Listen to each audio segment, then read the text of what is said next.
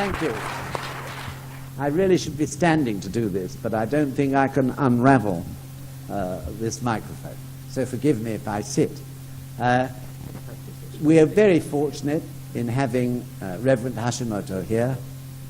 It's right at the end of quite a long stay in Europe, where he has been in France and also in Austria and in Germany, and he visited many cities in Germany, and finally in Norway, Norway, and now here. So he's traveled a long way and seen many, many members. And of course his main purpose is to be able to talk frankly and directly to SGI members wherever he's gone, in order to be able to express to them the true situation behind, you might say, behind the walls of the head temple. And also he's done a lot of hard work in France and Spain especially in talking to members who've been misled and gone across and joined what's known as the Danto movement. So he's done a lot of valuable work for us, and he's now going to tell you his story, his view of everything, which I can assure you is in a way quite strong stuff, but I'm sure you'll appreciate and understand his graphic explanation. So thank you very much. Reverend Hashimoto, introduce you there. Thank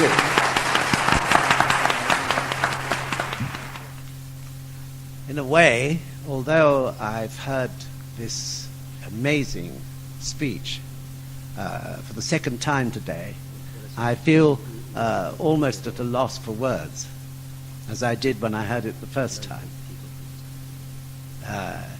Because what Reverend Hashimoto has done for us is not only to give us a picture of what life has been like under Nikken, as I said, behind the walls of the head temple, but he's also explained to us the most profound reasons that we're all, and particularly the priesthood, the priests having to go through this situation at this particular point in time.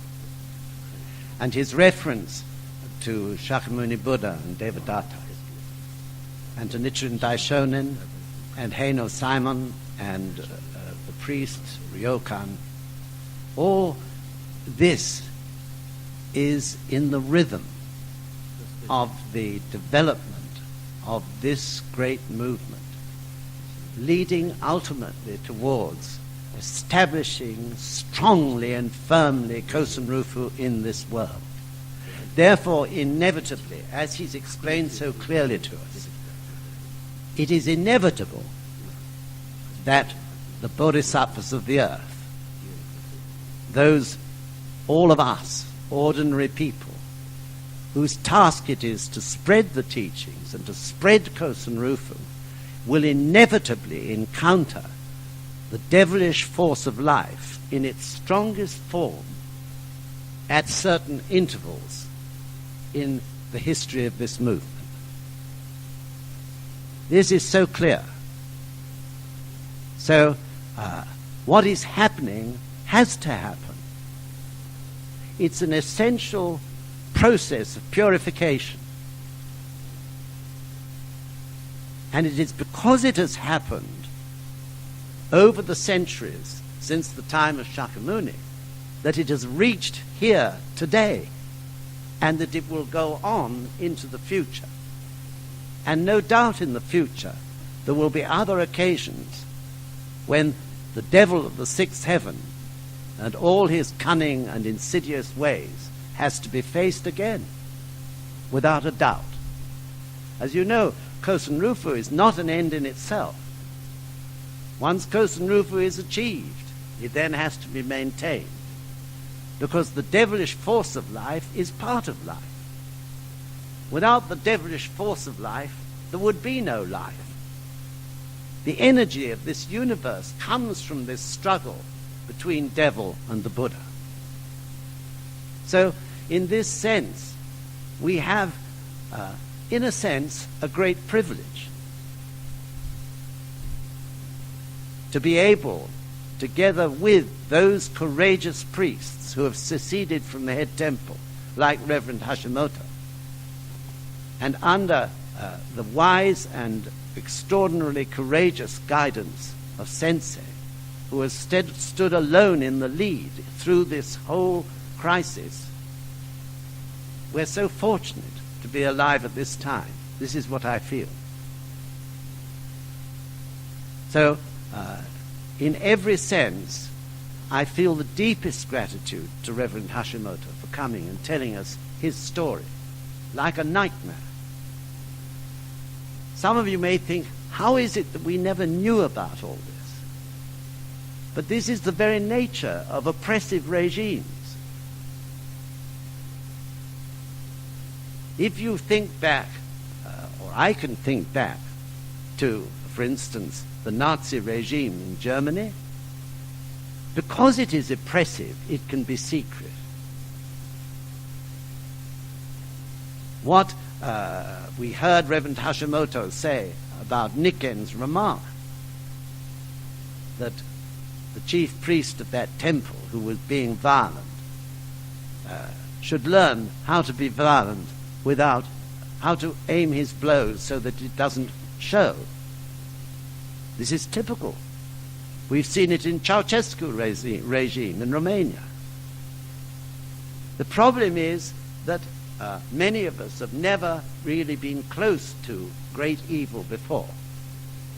And therefore, we couldn't grasp it. Many people, many members couldn't believe it. Here in Europe, a long way away from Japan. But it's real. Evil is real. Of that there is no doubt. And we've seen it in history, and now we are seeing it and realizing it in the history of Kosen Rufen. So I really thank you for coming tonight and making the journey to listen to this. And I really ask you to do your utmost to explain it to others who weren't able to come. We shall also do our best to explain the whole thing again in the bulletin, which will help. But nothing is better than the spoken word. It's far more understandable and far more impressive in a way than the written word. So I really do hope you will tell others about what you've gained from this talk tonight. So it's a long talk, and I'm afraid there is no time for questions. But if any of you have questions, please do send them in to Taplow Court, and if you address them either to myself or to Kazo Fuji, then between us all we'll make sure that the questions are answered. It's very important that you shouldn't have any doubts still, and that we really understand, because that affects our Ichinen. Not only our individual Ichinen, but our collective Ichinen, to defeat Nikken, no matter what. So, once again, thank you very much indeed. Take care on the way home, and I would like just once more for us all to give a great cheer and a clap to Reverend Hashimoto. Thank you very much. You're very welcome. Thank you. Thank you so much. Thank you. Thank you very much.